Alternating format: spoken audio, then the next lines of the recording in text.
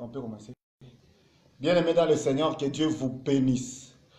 Nous bénissons grandement le Seigneur pour cette opportunité qu'il vient de nous accorder encore ce matin, aujourd'hui dimanche 19, si je ne me trompe pas. Il y a des personnes qui ont possédé totalement. Mais avant d'en arriver là-bas, je suis en train de vous expliquer comment arriver à posséder totalement son héritage.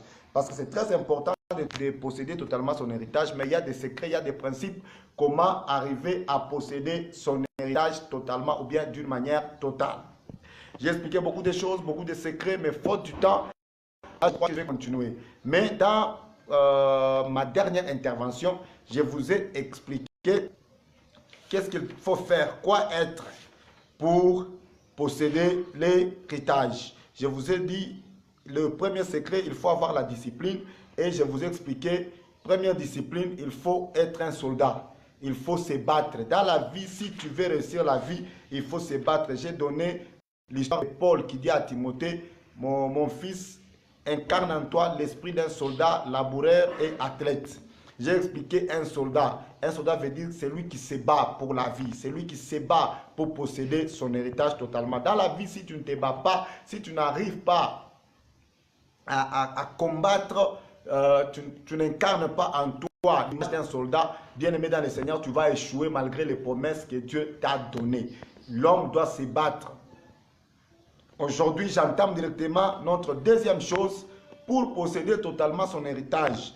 Paul dit à Timothée, si tu veux réussir la vie, si tu veux posséder totalement ton héritage, sois un laboureur.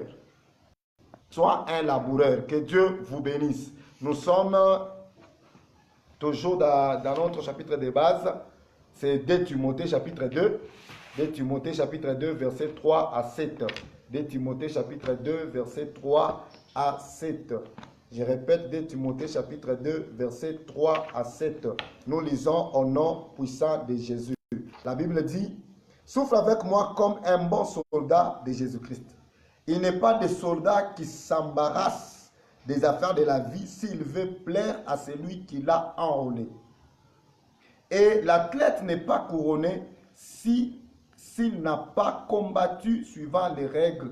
Le laboureur qui peine doit être le premier à recueillir le fruit. Comprends ce que je dis, car le Seigneur te donnera de l'intelligence en toutes choses. Que Dieu vous bénisse. C'est-à-dire, nous voulons maintenant prendre aujourd'hui le laboureur. Que Dieu vous bénisse. Je répète, que Dieu vous bénisse. Saisissez cela. Lorsqu'on dit que Dieu vous bénisse, là où vous êtes, dans votre maison, dans votre famille, il faut recevoir ça avec joie parce que c'est une bénédiction de la part de Dieu. Alors, le laboureur. Que veut dire un laboureur plutôt? Ça signifie quoi? Paul voulait dire quoi? Si tu veux réussir, si tu veux posséder totalement ton héritage, mon fils Timothée, sois un laboureur. Quand on parle du laboureur, on voit directement le travail. J'insiste. Un laboureur, c'est quelqu'un qui travaille. Ça signifie le travail. Je viens vous dire une vérité.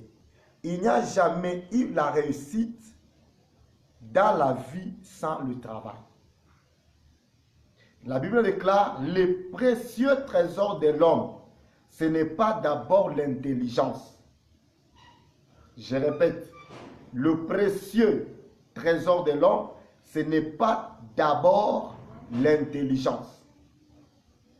Ce ne sont pas le don spirituel, mais c'est le travail. Je répète, le précieux trésor de l'homme, ce n'est pas d'abord l'intelligence, ce ne sont pas les dons spirituels, mais c'est le travail. Regarde ton voisin, dis-lui, voisin, qu'est-ce que tu fais comme travail pour être millionnaire? Qu'est-ce que tu fais comme travail pour devenir millionnaire? Le laboureur veut dire aussi la connaissance des saisons. Dans la vie, il y a la saison sèche, la saison pluvieuse. Dans d'autres pays, il y a l'été, il y a l'hiver. Mais ici, chez nous au Congo, nous vivons deux saisons. La saison sèche et la saison des pluies. C'est-à-dire, si tu veux réussir dans la vie, si tu veux posséder totalement ton héritage, tu dois avoir la connaissance des saisons. Que Dieu vous bénisse. Il y a une saison où tu dois sentir que je dois s'aimer les haricots. Dans cette saison, je dois s'aimer le maïs. Dans cette saison, je vais s'aimer telle ou telle chose. Chaque semence a sa saison. Chaque chose a sa saison. Si tu n'as pas la connaissance des saisons, tu vas échouer dans la vie. Par exemple, il y a des moments où tu te sens que ça c'est ma saison de s'aimer la prière. Tu sens que Dieu te pousse à entrer dans des retraites, à monter à la montagne, à entrer en jeûne, à chercher la face de Dieu. Et si tu rates cette saison, l'avenir va te compliquer. Il y a aussi des saisons où tu sens que non, ça ce n'est pas la période où je dois entrer en retraite, mais c'est la période où je dois maintenant exercer ce que j'ai prié. Il y a un temps où tu pries, il y a aussi une saison où tu fais des demandes d'emploi, tu pars déposer dans des entreprises. Il y a des périodes où tu pries, il y a des périodes où tu pars à l'université étudier. Chaque chose a sa saison. Si tu précipites la saison, les choses ne vont pas aller bien. C'est-à-dire, il y a des personnes qui précipitent leur saison, alors elles ne doivent pas faire de bonnes récoltes. Il y a des périodes où tu sens que ça c'est une période où je dois maintenant acheter des habits, où je dois maintenant faire ça. Mais il y a d'autres périodes, c'est la période où tu dois épargner pour faire quelque chose, pour construire une maison, pour commencer les affaires. Tu as 16 ans, tu ne peux pas penser au mariage. Là, tu penses aux études. C'est la saison où tu dois penser aux études. Tu dois beaucoup étudier. Mais il y a aussi des périodes où tu sens que ça, c'est le temps de mon mariage. Je dois maintenant me marier. Tu as maintenant 30 ans, tu as maintenant 35 ans. Là, tu dois te dire, je dois me marier. Que Dieu vous bénisse. La connaissance des saisons fait aussi partie des secrets pour que l'homme arrive à réussir dans la vie. La Bible dit, Jésus pleure sur Jérusalem en disant, Jérusalem, si tu savais le temps de ta visitation, le temps où tu as été visité, c'est-à-dire Jérusalem a vu le temps de sa visitation, le temps où Dieu visitait Jérusalem, mais Jérusalem n'a pas compris, n'avait pas cette connaissance. La connaissance des saisons est très capitale, très importante dans la vie. Quelle est la saison dans laquelle ton ministère est en train de passer? Il y avait des temps où, moi aussi le prophète dit Mouniania, je voulais que je commence à passer sur Facebook Live. Je cherchais comment faire pour être sur YouTube. Mais comme ce n'était pas la saison, j'ai tout fait, ça n'a pas arrivé. Tu sais, lorsque tu forces la saison, tu risques de te créer des problèmes. Et il y avait un temps où je me suis décidé de commencer à passer à la télé. Et je me suis dit non, je sens que ce n'est pas la saison. Il faut que je travaille encore. Dis à ton voisin, la connaissance des saisons est très capitale dans la vie d'une personne.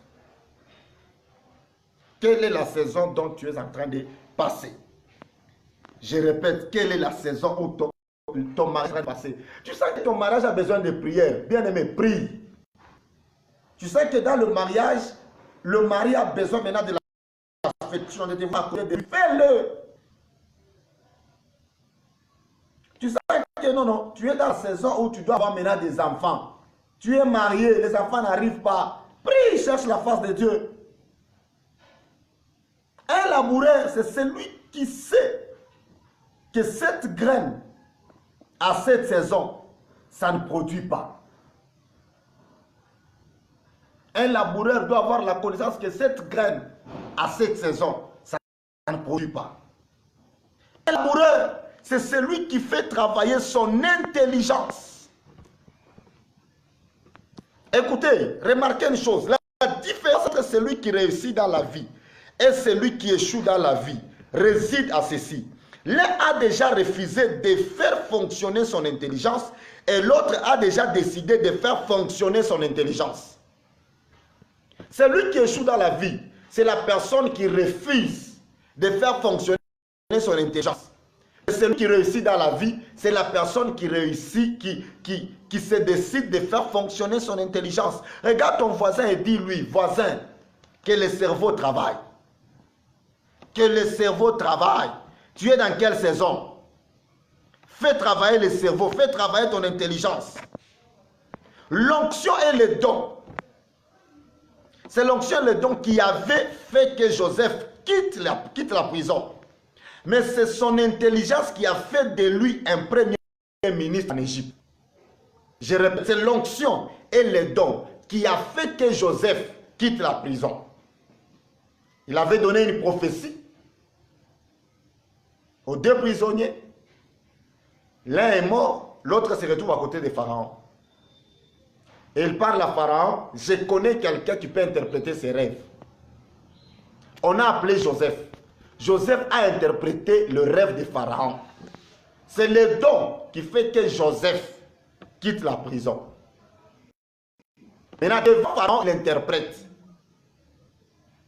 Et il a dit, il faut chercher quelqu'un capable, qui a l'esprit d'intelligence, pour maintenant mettre en pratique tout ce que je viens de vous dire.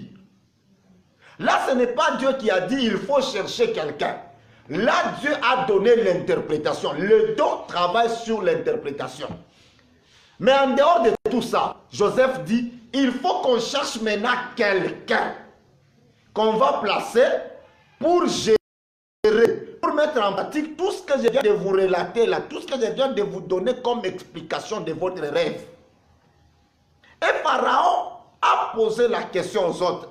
Est-ce qu'on peut trouver quelqu'un qui peut dépasser l'esprit qui est dans cet homme? L'esprit d'intelligence qui est dans cet homme, qui est dans Joseph. Alors moi je crois que nous devons choisir seulement Joseph. Et il dit, je t'ai choisi seulement toi. À part le trône qui me sépare, toi tu deviens le père de l'Égypte. Il pouvait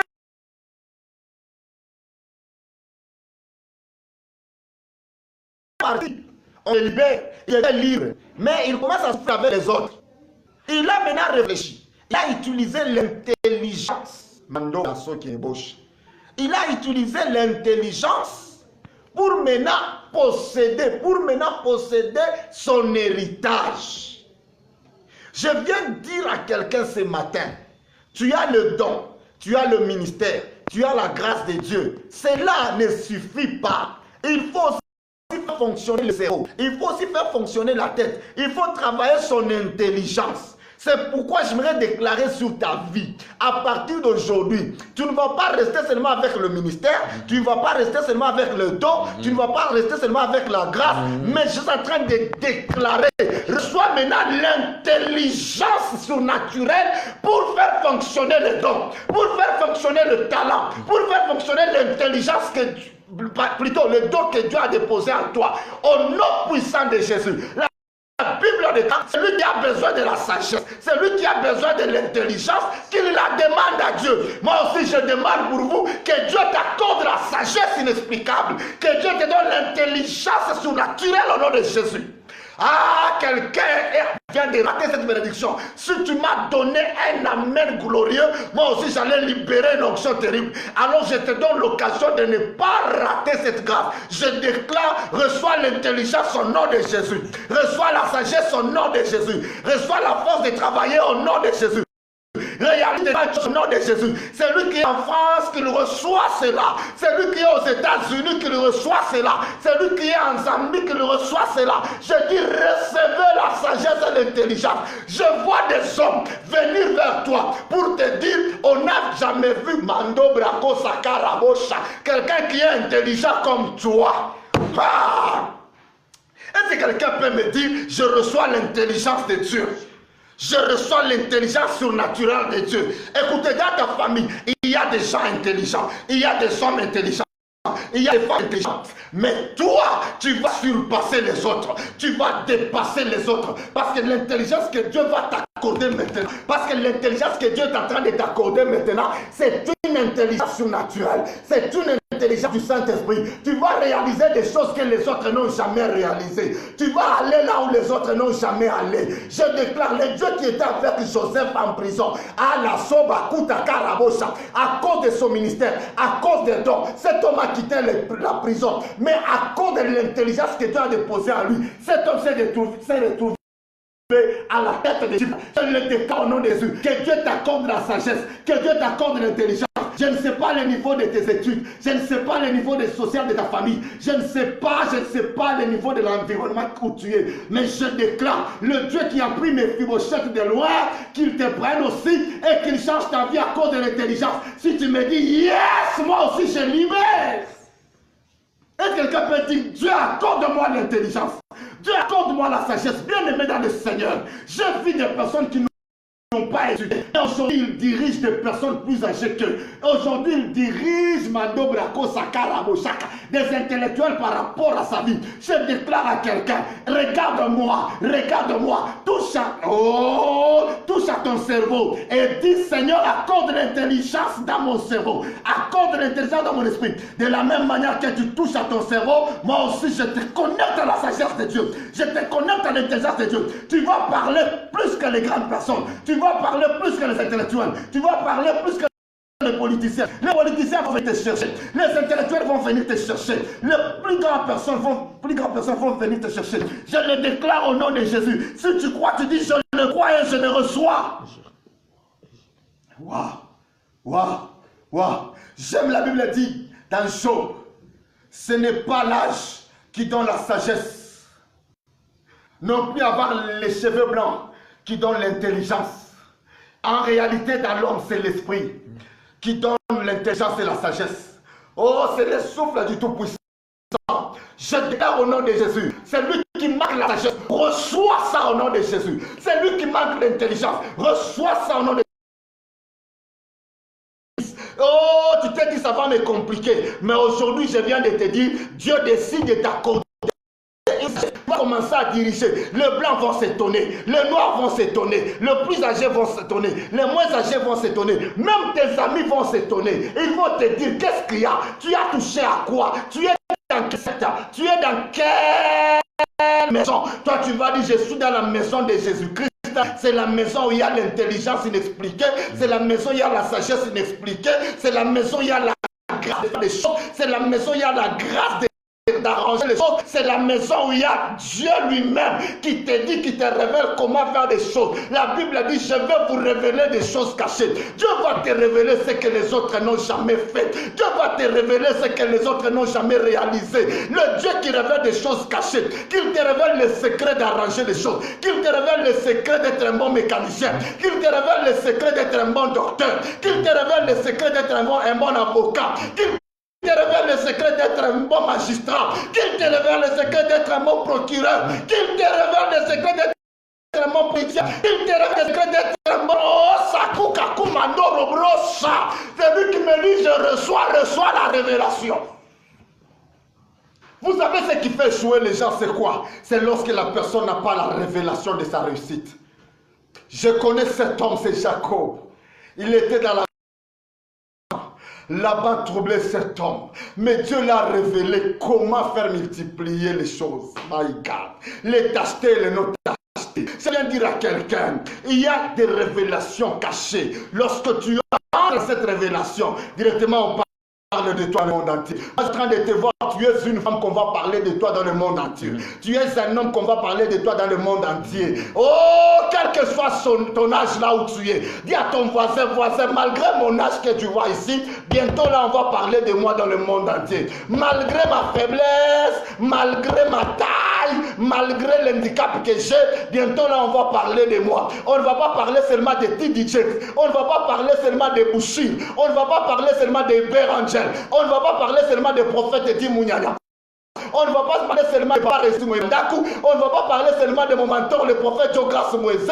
On ne va pas parler seulement de Maman Irene Mandaku. On ne va pas parler seulement de ma femme Annie Mounyanya. Mais là où tu me suis, on va aussi parler de toi. Si tu me dis, papa, je reçois cela. Si tu me dis, mon nom est inscrit dans le livre des annales, que ton nom soit inscrit là-bas. Maman Kousakou Karabosha, je déclare, il y aura des monuments qui vont prendre ton image. Il y aura des photos qu'on va placer partout. Lorsque tu vas entrer dans le pays pour faire la croisade, tu es en train de parler de quelqu'un. Tu vas te trouver en Égypte en train de prêcher Jésus. Et il y a des photos partout. Et on dit c'est le prophète Rodi Kalala qui entre ici pour faire des croisades. C'est lui qui dit, c'est le prophète Edi Mounyanya. C'est lui qui place aussi son nom. Place ton nom, dit c'est le prophète Edi Mounyanya qui est entré dans cette ville pour faire des espoirs avec Dieu.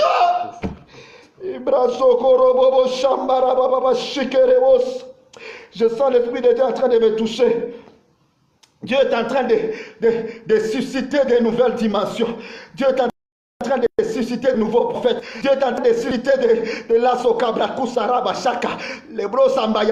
Dieu est en train de citer une nouvelle génération. Ils sont en train de voir une nouvelle génération de nouveaux riches. Ils sont en train de voir une génération de nouveaux millionnaires. Ils sont en train de voir une génération Makukarabosha. Ibrababasaka. Touche encore ton cerveau et dis, Père, je crois au miracle. Père, je crois au prodige. Père, je crois. La sopra ifarababa sokramaya sakerebo karaba. Si vous êtes dans votre famille, touchez-vous, je vous dis. Si vous êtes en train de me regarder, vous êtes seul là, vous êtes touchez-vous. Touchez votre tête, s'il vous plaît. Il y a un esprit qui marche maintenant dans vos maisons. Dieu est en train de vous visiter, de commencer une nouvelle chose. Recevez ce que vous recherchez au nom de Jésus. Que votre intelligence soit renouvelée au nom de Jésus. Commencez de nouvelles choses au nom de Jésus. Le démon appel est là. La Bible dit Dieu est derrière les paroles de son serviteur, le prophète, pour les accomplir. Je suis un prophète de Dieu. Je déclare, reçois l'intelligence exceptionnelle. Reçois la sagesse exceptionnelle. Reçois la révélation de ta vie. Reçois la révélation des affaires. Reçois la révélation des commerces. Reçois la révélation de l'entreprise dont tu travailles. Reçois la révélation comment commencer une entreprise. Reçois la révélation, mon bien-aimé. Reçois la révélation, ma bien-aimée. Je vois Dieu en train de toucher. Je vois Dieu en train de toucher. Il y a des gens dans leur maison, il faut commencer à parler en langue. Il y a des gens dans leur maison, il faut commencer à sauter. Il y a des gens dans leur maison, il faut commencer à trembler. Parce qu'il y a une nouvelle dimension qui commence. Il y a une nouvelle grâce qui commence. Recevez l'onction. Recevez l'onction. Recevez l'onction. La Bible déclare, je bénirai vos entreprises. Je déclare que Dieu bénisse vos entreprises. Je déclare que Dieu vous amène loin. Je déclare, je suis en train de voir quelqu'un qui chasse. Dieu est en train de le bénir. Je suis en train de voir quelqu'un d'Afrique du Sud. Dieu est en train de bénir. Que Dieu bénisse vos pieds. La Bible dit, là où la plante de ton pied, Mama Sokrabo Shakarabosa, va arriver, je te donne en possession. La Bible dit, je vous remplacerai les années qu'ont dévoré la sauterelle. Que Dieu vous remplace les années. Que Dieu vous restaure. Que Dieu vous restitue. La restauration, c'est remettre la chose dans son état initial. Que Dieu te donne la nouvelle dimension. Que Dieu travaille sur ta vie. Reçois le miracle. Reçois la guérison. Reçois l'élévation. Reçois.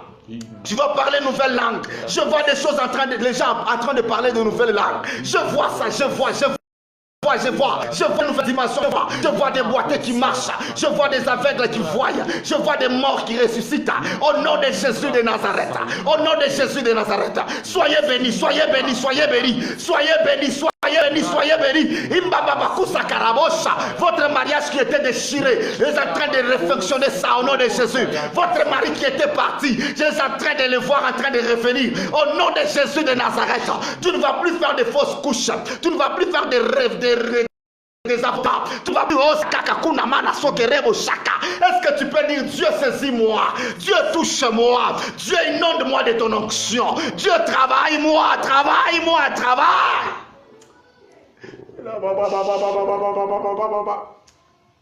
Yozazambi kolonanga Yesu mwinda peromoyi yozaza.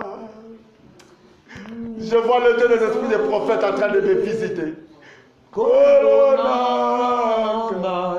Yesu mwinda peromoyi yozaza yozazambe